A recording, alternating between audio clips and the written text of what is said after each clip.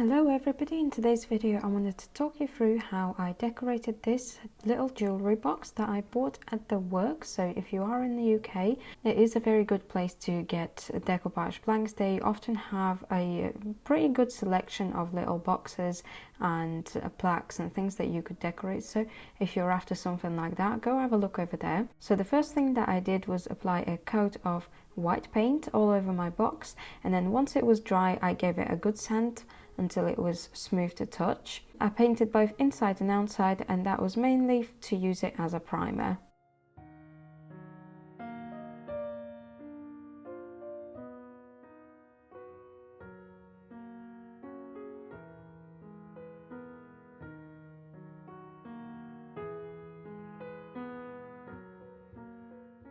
Next, I decorated the top of my box. So this is a printout that I did on my normal inkjet printer. I do have a video talking through the whole process of application of photo paper onto a box, how I thinned out the paper and so on. So if you haven't seen it yet, go check it out. I'll leave it in the description below and up in the cards as well. It is a very useful tip to know. It's a very good method to use in case if you do live somewhere where you don't have access to a laser printer. It's always handy to know that you can just print your own pictures.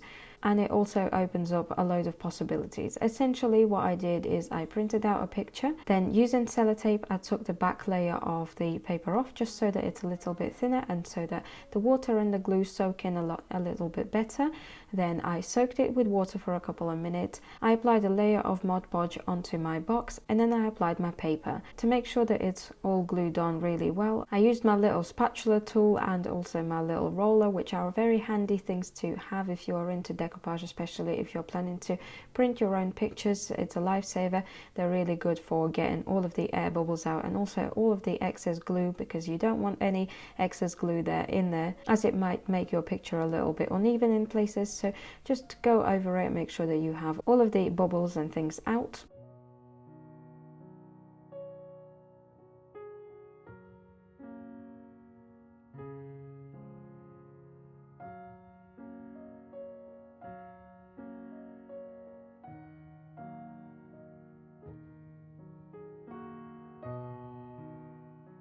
And then once I was happy with it, I cleaned off all of the excess glue with a towel, and then I applied another layer of Mod Podge over the top to make sure that it's all sealed very, very nicely.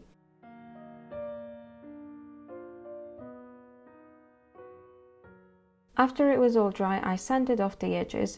You will find that if you're using photo paper for these kind of things, that it might take some time to get all of the edges off. I tend to use lower grit sandpapers, so this one was a 60 or 80 I believe, and it does take a little bit of elbow grease, but you will get there.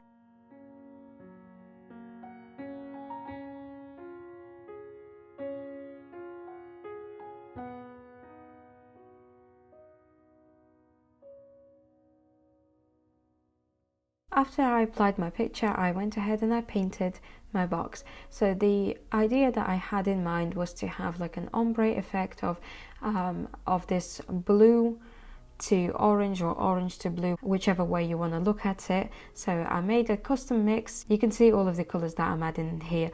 I made a custom mix of this blue color. I tried to get as close as possible to like this blue purplish color that I see on the picture. However, I found that after I applied it and after I varnished the top of the box became a little bit lighter, so you can tell that they are slightly different, but I think that they are still close enough. I'm still happy with the result that I got.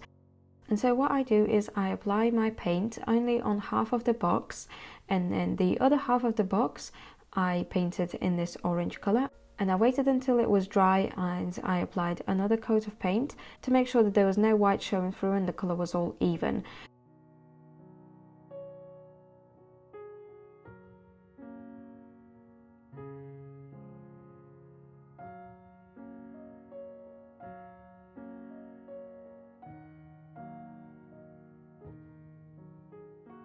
Once I had applied 2 coats of either of the paint, I go ahead and I start doing my ombre effect. And so essentially what I do is I apply a little bit of orange and a little bit of blue at the same time with separate brushes, and then I take my third natural bristle brush, my blending brush, and I gently go backwards and forwards and up and down, and I drag one paint into the other, and that is how you create this kind of ombre effect.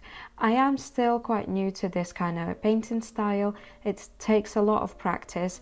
It's much better to use colors that are close in shades, so for example light blue and dark blue when you're practicing these kind of things, but I wouldn't be me if I didn't pick the most opposite colors that you could find and try and blend them when I'm not 100% with the technique myself. So I just go ahead and I do it, and I also picked out like the most awkward shape for it as well. It's much easier when it's just a nice flat surface. If you want to know how to do it in more depth, I will leave a tutorial by CC Restyled, who is the person that I learned this technique from. I have been following her for about a year now. She's absolutely amazing. She does furniture painting, and so she does a lot of this kind of ombre effect. She has a YouTube video showing how to do it, so if you want to learn more about it, then go ahead and watch that video. Because she's a lot better at explaining it than I am, and she's also a professional, and I'm still just learning, but I thought I'll still do it and I'll still show you guys, because even though I'm not there just yet, I'm not that great at it just yet, it's still something that I can show you that maybe you've never seen before or you would like to learn, so that I can provide the tools for you to also be able to learn this technique. So this is what I did. Basically, I did it all over the box, and once my front was dry, I went back and went over it again, just because I wasn't happy with the way that it was looking.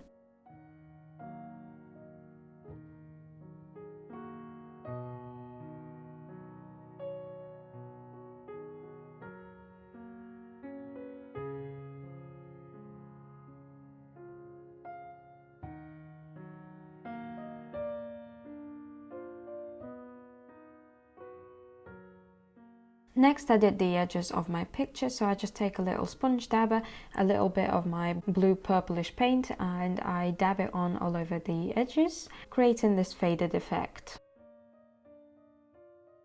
And then I started gilding. So I have these copper flakes that I inherited from my partner's grandma. I've got a lot of them. So you may notice that I put them on everything. So the glue that I actually ended up using for it is Mod Podge fabric glue. So previously I've been using normal Mod Podge to glue down my flakes, but I decided to try and see how the fabric Mod Podge will do with it, just because, I don't know, in my head it seemed like a good idea to do it. On the sides of it, I decided to apply stencil, so I just apply my glue through the stencil. You have to be very careful to make sure that your stencil stays in place when you're applying glue, because if it moves, then you're just going to smear glue everywhere. So make sure that you're careful when you're doing it.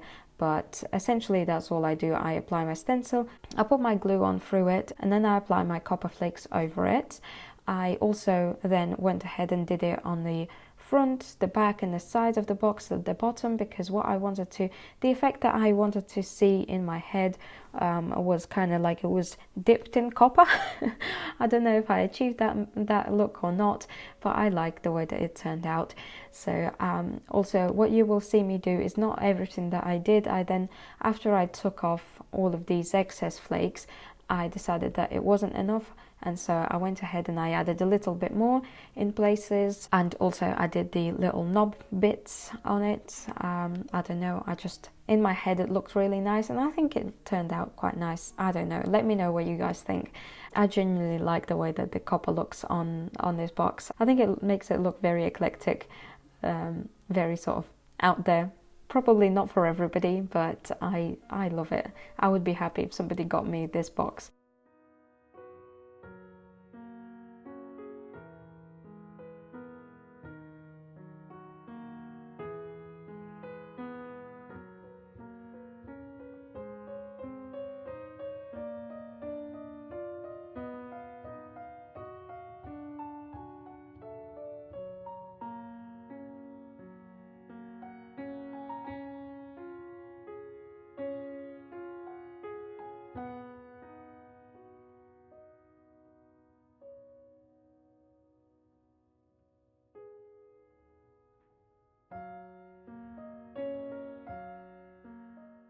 So I left it to dry for a few hours, and then once it was fully dry, I took my harder bristle brush and I just kind of scraped it all over to make sure that there's no flake bits hanging off anywhere.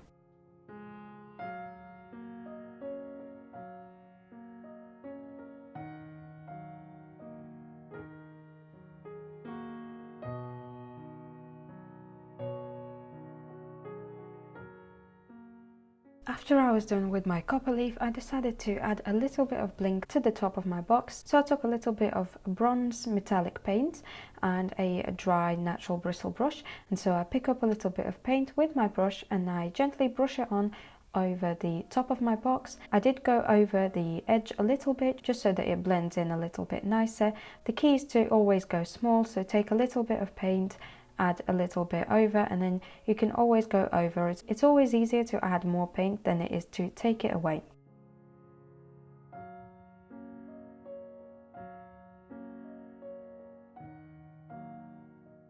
And then I varnished the box. So I used Wilko's water-based gloss varnish on this box. I used gloss because I wanted to make sure that the shine of the copper leaf stayed up there and didn't dull down, because matte varnish would dull it down. So I used Wilko's gloss varnish over it. It's better to apply more but thinner coats than it is to apply several thick coats. So I think I ended up applying 3 or 4 coats all over the body of the box. And then I applied around about 6 thin layers of this varnish over the top of the box. Then I used extra fine steel wool to sand it down to make sure that it was nice and even. And then I applied 2 more thin layers of gloss varnish over the top of it, and that's what gave it that nice finish. On the inside of the box, I ended up using my heavy duty wood varnish by Polyvine. The reason why I ended up using that is because it is non-stick. It definitely doesn't stick, so I applied several coats of it on the inside of the box as well as on the inside of the drawers, just to make sure that when they do sit in there, if you don't move them for a long time, they don't end up sticking to the box itself. And that, my friends, is the end of the video. I really hope that you enjoyed this video. I hope that you learned something new and that I've managed to inspire you to go out there and try something new and try new techniques and maybe add a little bit of bling to your life. Yeah, if you enjoyed this video, make sure to give it a thumbs up, subscribe to my channel if you would like to see more, ring the little bell notification thingy so that you don't miss my future videos. If you would like to connect with me on other social media, all of the links are in the description down below. If you have any comments or suggestions for my future videos, then make sure to leave them in the comment section down below, and I will see you guys in the next video. Bye bye!